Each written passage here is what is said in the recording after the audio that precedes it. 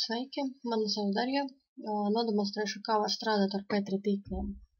Savā piemērā izveidoju 4 elementus, 3 vietas un 1 pārējā. Katrai vietai piešķiršu savu nosaukumu. Piemēram, būs A, B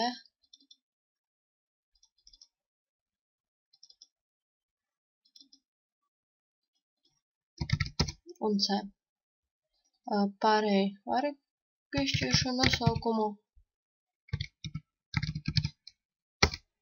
Transition.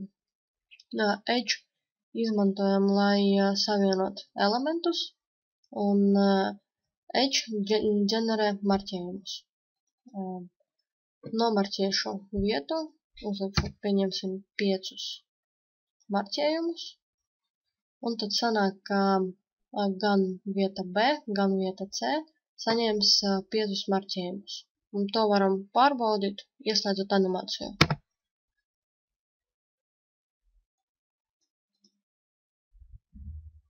Ja, un tad redzam, ka katrs elements aiziet gan uz vietu B, gan uz vietu C.